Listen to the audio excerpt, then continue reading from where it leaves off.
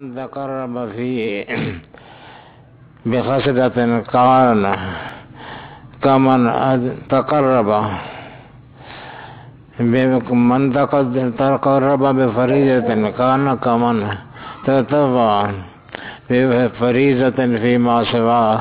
حضور نے فرمایا کہ اس میں جو آدمی نے نیک کام کیا تو ایسا کیا جیسا باقی دنوں میں فرض کام کیا، یعنی فرض کا درجہ یا نفل کا درجہ فرضوں کے برابر ہو جاتا ہے۔ نفلی عبادت پڑھیں آپ، جتنے بھی 2 رکعت آپ سنتے پڑھتے ہیں، نفل پڑھتے ہیں، وہ سارے فرضوں جتنے شمار ہوتے ہیں، یعنی گویا آپ نے 2 فرض پڑھے۔ تو فرائض جو ہیں یہ درجے کے اعتبار سے نوافل سے بہت آگے ہوتے ہیں۔ وہ جو حدیث ہے جس میں اللہ کے قرب کی اللہ حضور صلی اللہ علیہ وسلم نے نشاندہی فرمائی ہے، وہ قرب نوافل کا ذکر فرمایا ہے۔ آپ نے فرمایا ہے کہ میرا بندہ میرے قریب ہوتا جاتا ہے نوافل کے ساتھ، یہاں تک کہ وہ نوافل پڑھتے پڑھتے اس مقام کو پہنچ جاتا ہے کہ وہ اللہ اس کے ہاتھ بن جاتا ہے، پاؤں بن جاتا ہے، جس طرح مشہور حدیث ہے۔ تو وہ قرب نوافل ہے۔ نوافل پڑھتے پڑھتے آدمی اتنا اونچا چلا جاتا ہے، تو جو فرض پڑھتا ہے وہ کہاں چلا جاتا ہے، اس کا تو کوئی حساب ہی نہیں ہے۔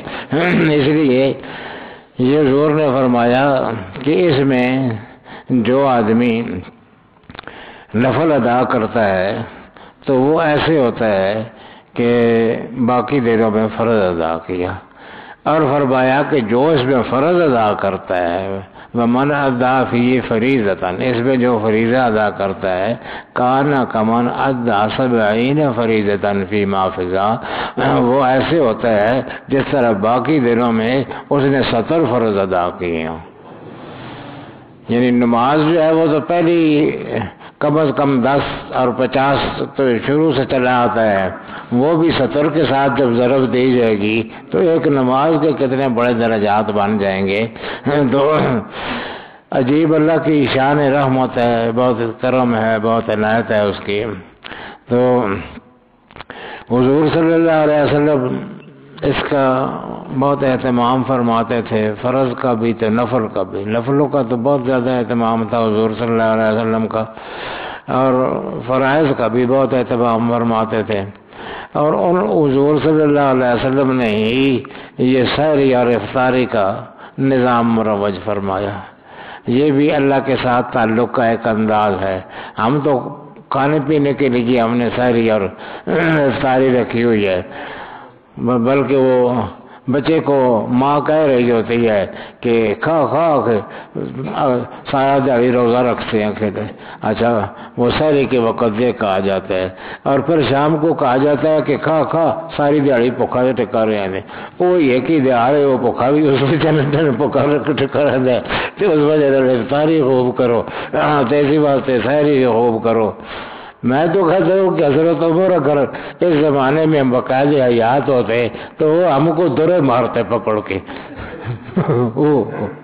وہ کہتے بیزت ہوتا نے چکا تو بھائیہ بڑھایا ہے، یہ ساری افطاری اس طرح ہوتی حضور صلی اللہ علیہ وسلم تو کبھی کوئی ایک چیز کھاتے تھے، کبھی ایک کھجور کھا لیا کرتے تھے، کبھی دودھ پی لیا کرتے تھے، کبھی اور چیز، اسی طرح سحریاں بھی حضور صلی اللہ علیہ وسلم کی تھی۔ تو وہ اسی صحابہ کرام کا بھی یہی حال تھا، ان کی سحریاں اور افطاریاں۔ ہم تو اب سحری اور افطاری کا ایک کھانے پینے کا ذریعہ بنا لیا ہے، اعلیٰ سے اعلیٰ کھانے سحری پر، اعلیٰ سے اعلیٰ کھانے ہم افطاری پر۔ منع بھی نہیں ہے، یہ ہے کہ منع نہیں ہے، لیکن یہ ہے کہ یہ وہ صحیح اس تقوی اور جو اللہ کے ساتھ جو تعلق کا نظام ہے اس کے منافی ہے۔ یہ صحابہ کرام نہیں پسند کرتے تھے تنوع کھانے پینے میں، افطاریوں میں، اور اس میں پسند نہیں کرتے تھے۔ وہ کہتے تھے کہ یہ اللہ کے ساتھ تعلق میں اور غریب کی غربت، غریب کی پیاس کا احساس، اور جب اس کو ملتا ہے کچھ کھانے کو تو اس وقت بھی آدمی پر وہی احساس ہونا چاہیے کہ غریب کو کس طرح کھانا ہے، تو اسی طرح سے کھانا چاہیے، اس میں زیادہ تکلف یہ پسندیدہ نہیں ہے۔ بہرحال ہمارا آج کل کا نظام ہے وہ کھانے پینے پہ ہم پر بہت زور دیتے ہیں، لیکن وہ صحابہ کرام اللہ کے ساتھ تعلق پر زور دیتے تھے۔ وہ جو دعا ہے حضور صلی اللہ علیہ وسلم کی دعا دیکھیں کہ یعنی وہ افطاری کو بھی انہوں نے اللہ کے ساتھ تعلق کا ذریعہ بنایا۔ فرمایا اللہم لک صمت، باری تعالیٰ تیرے لیے روزہ رکھا ہے، کوئی اور غرض نہیں ہے، کوئی جنت غرض نہیں ہے، کوئی دنیا غرض نہیں ہے، کوئی آخرت غرض نہیں ہے، تیری رضا مطلوب ہے۔ اللہم لک صمت و بک آمنت، اور باری تعالیٰ تجھ پر ایمان ہے، تجھ پر ایمان لایا ہوں، وعلیک توکلت، اور میرا سارا اعتماد باری تعالیٰ تیرے پر ہے، وعلی رزقک افطرت، اور یہ افطار کا وقت آیا ہے باری تعالیٰ تو میں تیری رزق پر افطار کر رہا ہوں، تیرے یہ دیا ہوا کھاتے ہیں، تیری گن گاتے ہیں۔ تو یہ افطاری کے وقت یہی الفاظ ادا کرنے ہیں، یہ اللہ کے ساتھ تعلق کا اظہار ہے، دل سے یہ دل کی کیفیت ہو تو پھر یہ ایک افطاری جو ہے یہ بڑے کمال درجے کی ہوتی ہے۔ حضور صلی اللہ علیہ وسلم کے زمانے میں رمضان جو ہے وہ تقریباً جتنے رمضان آئے وہ شدید گرمی میں آئے تھے، کیونکہ روزے دو ہجری میں تقریباً رمضان فروز ہوا ہے، تو یہ 8 رمضان تقریباً آپ نے 7-8 رمضان گزارے ہیں، تو وہ گرمی میں تھے، اس لیے حضور صلی اللہ علیہ وسلم اس گرمی اور اس کے پاس اس سے جو پیاس پیدا ہوتی ہے اس کو بھی اللہ کے ساتھ تعلق کا ذریعہ بنایا، اور فرمایا جب سیراب ہو جاتے تھے پی لیتے تھے پانی تو فرماتے تھے ذهب الظما، پیاس چلی گئی، پیاس ختم ہو گئی، اور وابتلت العروق، یہ خاص لفظ ہے، وابتلت العروق، اور رگیں جو ہیں وہ تر ہو گئی ہیں۔ یہ شدید پیاسا آدمی ہو تو اس کو اس چیز کا احساس ہوتا ہے کہ اس کی ہر رگ خشک ہوئی ہوتی ہے، وہ جب پانی پیتا ہے رفتہ رفتہ اس کے اندر جاتا ہے تو اسے یوں محسوس ہوتا ہے کہ ایک ایک رگ میں وہ سرایت کر رہا ہے۔ تو اس کیفیت کو حضور نے بیان فرمایا، وابتلت العروق، باری تعالیٰ پیاس گئی اور ایسی گئی ہے کہ ایک ایک رگ سیراب ہو گئی ہے، وثبت الاجر انشاءاللہ، باری تعالیٰ تیری طرف سے اجر بھی انشاءاللہ بہت ملے گا، عطا فرمائے گا۔ تو یہ سحری ہو یا افطاری ہو، یہ اللہ سے تعلق کی اہم بنیاد ہے، اس تصور کے ساتھ سحری کرنی چاہیے، اس تصور کے ساتھ افطاری کرنی چاہیے۔ صحابہ کرام تو روزے سے اکثر ہوتے تھے، وہ بلکہ جہاد میں بھی روزے سے رہتے تھے، حالانکہ وہ کوئی فرضی روزے نہیں ہوتے تھے، اگر فرضی روزے ہوتے تھے تو وہ بھی سفر کی وجہ سے، جہاد کی وجہ سے معاف ہوتے تھے، لیکن وہ ان چیزوں کی فکر نہیں کرتے تھے، تو عجیب کیفیت تھی ان کی، ایک دوسرے کی قربانی اور اپنی ہر چیز راہ خدا پر قربان کر دینے کا عجیب جذبہ۔ غزوہ یرموک میں حضرت جوہم ایک شخص ہے، وہ کہتے ہیں کہ میرا بھتیجا جو ہے وہ شدید گرمی میں جہاد کر رہا تھا، تو میں اس کو تلاش میں گیا، وہ مجھے نظر نہیں آ رہا تھا، میں سمجھا شاید زخمی ہو کے گر پڑا ہے، میں اس کی تلاش میں گیا، میرے پاس جو بشکیزہ تھا وہ بھی میں نے اٹھا لیا کہ اگر مجھے اس حالت میں مل گیا کہ پیاسا ہوا تو میں پانی پلا دوں گا۔ تو وہ میں نے جب اس کے پاس پہنچا تو وہ آخری سانسوں پر تھا، مر رہا تھا، اور اس نے ایسے اشارے سے پانی مانگا، تو میں نے اس کی طرف پانی بڑھایا، پاس ایک دوسرا آدمی اسی موت و حیات کے کشمکش میں مبتلا تھا، اس نے بھی مجھ سے پانی مانگا، اللہ تش کا پیاس سے مر گیا، پیاس سے مر۔ وہ میرے وہ زخمی چچا زاد نے اشارہ کیا کہ وہ اس کو پہلے پلا، اس نے نہیں پیا، وہ اس کی طرف بھی، وہ اس کے قریب میں جب گیا تو وہ ایک اور طرف سے آواز آئی، اللہ تش، اس نے کہا جی اس کو پلا، اس نے نہیں پیا۔ تو اس طرح 7 آدمیوں کے پاس میں گیا، جس کے پاس بھی جاتا تھا وہ الاتش کی آواز آتی تھی، پیاس پیاس پیاس وہ کہتا تھا پھر اس کو پلا۔ وہ میں 7ویں آدمی کے پاس گیا تو وہ ختم ہو چکا تھا، پھر میں پہلے کے دوسرے کے چھٹے کے پاس، 5ویں کے پاس، چوتھے کے پاس، تیسرے کے پاس، اس طرح پھر آتا گیا۔ وہ سارے ہی اسی طور پر شہید ہو گئے تھے، پیاسی حالت میں شہید ہو گئے تھے، لیکن یہ گوارا نہیں کیا کہ بھائی اللہ تش کہہ رہا ہو اور میں اس کے اللہ تش کرتے خود پی جاؤں۔ پھر اس کو پلانا، اس پر مر جانا انہوں نے گوارا کر لیا، لیکن اس طرح سے کہ دوسرا پیاسا ہو اور پہلے پانی پی لینا، یہ گوارا نہیں کیا انہوں نے۔ تو یہ کیفیت تھی ان کی اللہ کے ساتھ تعلق کی اور ساتھ ساتھ مخلوقات کی ہمدردی کی۔ کرو مہربانی تمہارے زمین پر، خدا مہربان ہوگا عرش بری پر۔ جتنی مہربانی علی زمین پر ہو، خاص طور پر یہ رمضان کے مہینے میں زیادہ سے زیادہ لوگوں کی افطاری کا سامان کرو، انہوں کی سحری کے اسباب پیدا کرو۔ تو یہ جتنا بھی یہ ایک تو یہ نفلی عبادت ہے، اور نفلی عبادت جو ہے عام دنوں کی فرضی عبادت کے برابر ہوگی، تو اس لیے فرائض کا ثواب آپ کو ملے گا، اور آپ خود جو فریضہ ادا کریں گے اس کے تو 70 فرض کا ثواب ملے گا۔ تو بہرحال یہ بڑے انعام والا اور بڑے اکرام والا مہینہ ہے۔ اور پھر اس کے ساتھ قرآن، جس طرح سے میں کہتا ہوں کہ قرآن اس کے ساتھ لازم ہے۔ شہر رمضان الذی انزل فیہ القرآن، شہر رمضان وہ ہے جس میں قرآن اتارا گیا ہے۔ شہر رمضان کی تعریف ہی اللہ پاک نے یہ کی ہے کہ اس میں قرآن اتارا گیا ہے۔ تو یہ اور قرآن ساتھ ساتھ چلتے ہیں، اور حضور صلی اللہ علیہ وسلم نے فرمایا قیامت کے دن جب بندہ بارگاہ رب العزت میں پیش ہوگا تو یہ دونوں شفیع بن کر، سفارشی بن کر، صوم بھی، روزہ بھی اور رات کا قیام بھی، یہ دونوں حاضر ہو جائیں گے اللہ کے دربار میں، اور کہیں روزہ کہے گا کہ باری تعالیٰ اس لیے میرا بڑا احترام کیا ہے، میرے احترام کی وجہ سے یہ دن بھر بھوکا رہتا تھا، پیاسا رہتا تھا، دوسری ضروریات سے علیحدہ رہتا تھا، باری تعالیٰ میرا احترام کرتا تھا، اس لیے میں اس کا شفیع ہوں، باری تعالیٰ معاف فرما دے۔ اسی طرح قرآن کہتا ہے کہ باری تعالیٰ یہ رات کو قیام کیا کرتا تھا، مجھے سنا کرتا تھا، تھکا باندھا ہوتا تھا، لیکن آ جاتا تھا میرے سننے کے لیے، شوق سے محبت سے آتا تھا۔ تو باری تعالیٰ اس کا آنا اور اپنی اس مشقت دن کی مشقت کے باوجود میرے سننے کا شوق رکھنا، یہ اس کا کریڈٹ ہے، اس کی ایک کارنامہ ہے۔ تو باری تعالیٰ اس بات کے لیے میں بھی شفاعت کرتا ہوں۔ تو حضور صلی اللہ علیہ وسلم نے فرمایا فیشفعان، یہ دو شفیع جب آتے ہیں اللہ پاک ان کی شفاعت قبول فرما لیتا ہے۔ تو یہ اللہ تعالیٰ کی رحمتیں لوٹنے کا مہینہ ہے۔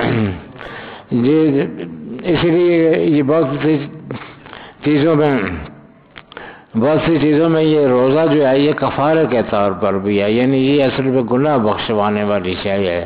جس طرح زہار کا کفارہ قرآن کریم نے ذکر کیا ہے کہ کوئی آدمی ایسا حماقت کر لے کہ اپنی بیوی کو کہہ دے کہ تو میرے لیے ایسی ہے جیسے میری ماں ہوتی ہے یا جیسے میری بہن ہوتی ہے، یعنی اب اپنے اوپر حرام کر رہے یہ کہہ کر۔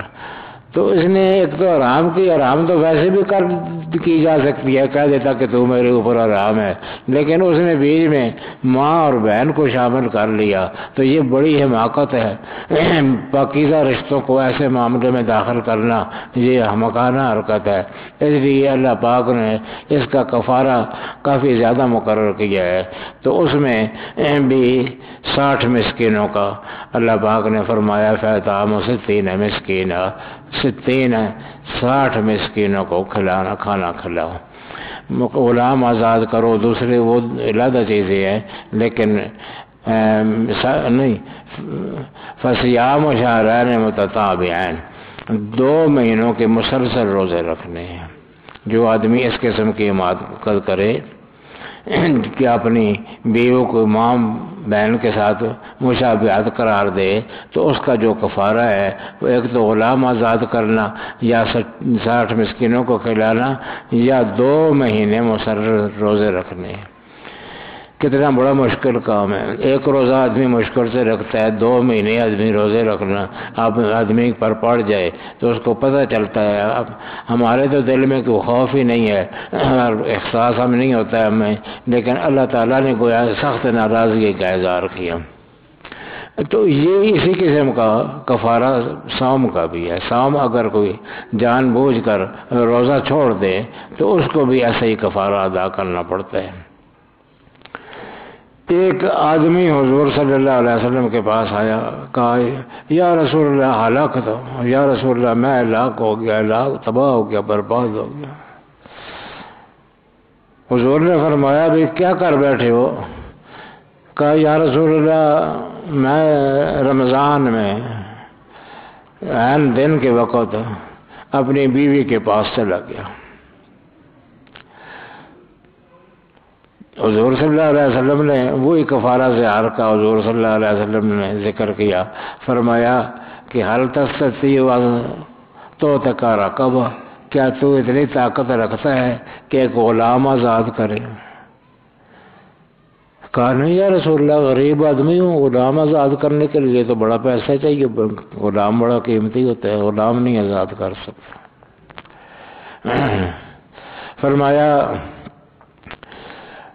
کیا تو اس چیز کی طاقت رکھتا ہے کہ 60 مسکینوں کو کھلائے؟ کہا نہیں یا رسول اللہ غریب آدمی ہوں، 60 مسکینوں کو اپنے کھانے کے لالے پڑے ہوئے ہیں، 60 مسکینوں کو کدھر سے کھانا کھلاؤں گا؟ حضور صلی اللہ علیہ وسلم نے فرمایا کہ کیا تو طاقت رکھتا ہے کہ 2 مہینے کے روزے رکھے؟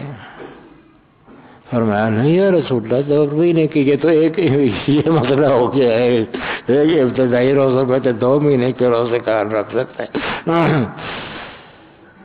حضور صلی اللہ علیہ وسلم نے فرمایا کہ اچھا بیٹھ. وہ ادھر ہی بیٹھ گیا. پھر ایک آدمی آیا، اس کے پاس بڑا ٹوکرا اٹھایا ہوا تھا کھجوروں کا. اس نے آ کے حضور صلی اللہ علیہ وسلم کی خدمت میں پیش کیا. تو حضور صلی اللہ علیہ وسلم نے فرمایا کہ وہ کدھر گیا وہ جو مسئلہ پوچھ رہا تھا؟ اس نے اٹھ کر کہا یا رسول اللہ میں ہوں. تو حضور صلی اللہ علیہ وسلم نے فرمایا کہ اچھا چل تیرے پاس نہیں ہے کچھ کھلانے کو تو یہ ٹوکرا جو ہے اس میں کافی کھجوریں ہیں، تیرا کفارہ ایسے ادا ہو جاتا ہے. اے صاحب فاطمہ اہلک، یہ لے جا اپنے گھر والوں کو کھلا دے نا. اے صاحب یہ لے جا تو مسکینوں کو کھلا دے، فقیروں کو کھلا دے. اس نے کہا اللہ افقر منی یا رسول اللہ، یا رسول اللہ مجھ سے بھی زیادہ کوئی فقیر ہوگا؟ فواللہ ما بین لا بتایا افقر منی، قسم ہے یا رسول اللہ یہ جو پہاڑیاں ہے نا مدینے کے دونوں طرف، اس کے درمیان جتنی زمین ہے اس سارے خطہ زمین میں مجھ سے زیادہ غریب کوئی نہیں ہے یا رسول اللہ. تو حضور صلی اللہ علیہ وسلم ہنسے. حدیث شریف میں آتا ہے کہ اتنے ہنسے کہ حتیٰ بدد نواز ہو، حتیٰ کہ آپ عام طور پر آپ مسکراتے تھے، کبھی کبھی ہنستے تھے، تو اتنے آپ ہنسے کہ آپ کی داڑھ مبارک نظر آنے لگی. خوب لطف اندوز ہوئے اس کے اس بات سے. اور مزید انعام و اکرام فرمایا اذا فاطمہ اہلک، جب بھائی اپنے گھر والوں کے کھلا دے، یہ بھی کافی ہے تمہارے لیے.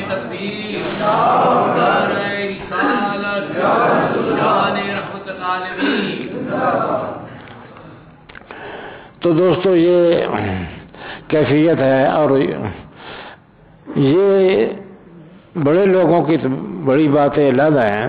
میں حیران ہوں کہ اس زمانے کے جو ملازمین ہوتے تھے، غلام بہت کم تر درجے کا ملازم ہوتا تھا، غلام ہوتے تھے تو ان کی کوئی عجیب کیفیت تھی. یہ فرض تو ایک طرف، وہ نفلی روزوں کا اہتمام کرتے تھے اور ان کا علم بھی آدمی دیکھ کے حیران ہوتا ہے.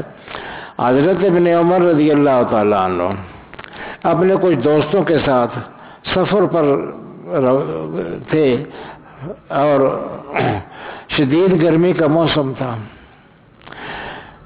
تو انہیں کچھ ذریعہ بھی نہیں تھا، پانی کا کھانے کا کوئی ذریعہ نہیں تھا۔ صحرا میں یہی حال ہوتا ہے، نہ پانی ہوتا ہے نہ اور کوئی شے ہوتی ہے۔